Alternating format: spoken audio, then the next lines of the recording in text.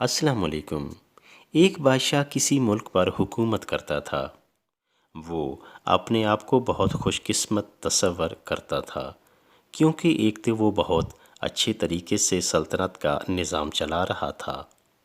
عوام بھی اس سے بہت خوش تھی۔ وہ ایک رحم دل بادشاہ تھا، اور دوسری بات یہ کہ اس کی بیوی خوبصورت ہونے کے ساتھ ساتھ ذہین بھی تھی، جو کہ بادشاہ کا ہر طرح سے خیال رکھتی اور کاروبار حکومت میں اس کی مدد کرتی۔ ان کی زندگی بڑے مزے سے گزر رہی تھی، مگر وقت گزرنے کے ساتھ ساتھ وہ فکر مند رہنے لگے، کیونکہ شادی کے کئی سالوں بعد بھی وہ نرینہ اولاد جیسی نعمت سے محروم تھے۔ اوپر تلے 8 بیٹیوں کی پیدائش کے بعد اللہ نے ان کی دعا سن لی، اور اگلی بار ان کے ہاں بیٹا پیدا ہوا۔ پورے محل میں خوشی کی لہر دوڑ گئی۔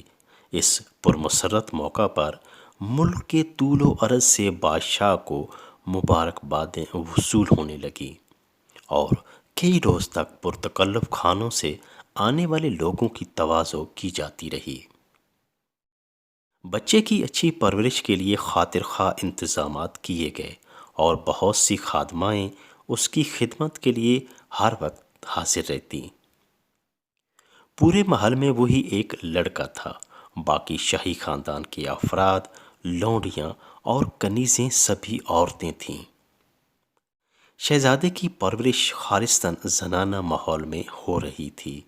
شہزادہ بڑی تیزی سے پروان چڑھ رہا تھا، اور 15 سال بعد وہ ایک خوبصورت نوجوان کا روپ دھار چکا تھا۔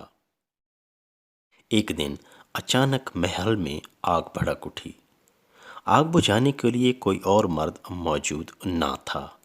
چیخ و پکار بلند ہوئی اور شور مچ گیا۔ سبھی عورتیں چلانے لگیں، کسی مرد کو بلاؤ، کسی مرد کو بلاؤ۔ عورتوں کی چیخ و پکار میں شہزادے کی آواز سب سے بلند تھی، کسی مرد کو بلاؤ، کسی مرد کو بلاؤ۔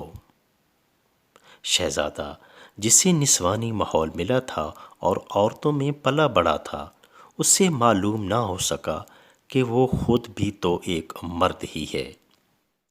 وہ مردانہ صفات کا حامل ہے، آگے بڑھ کر آگ بجھانے میں مدد کر سکتا ہے، اور محل میں موجود خواتین کی پریشانی دور کر سکتا ہے۔ لیکن اس نسوانی ماحول نے اس سے اپنی پہچان ہی بھلا دی۔ کنیزوں کی صحبت میں پروان چڑھنے والا شہزادہ خود کو عورتوں جیسا ہی سمجھ رہا تھا۔ صحبت اور ماحول کے اثر نے ملک و سلطنت کی باغ ڈور سنبھالنے اور بہادری کے جوہر دکھانے والے شہزادے کو اپنی اصلیت ہی بھلا دی۔ خواتین کی صف میں کھڑے ہو کر مسلسل شور مچائے جا رہا تھا، اور کسی مرد کا انتظار کر رہا تھا۔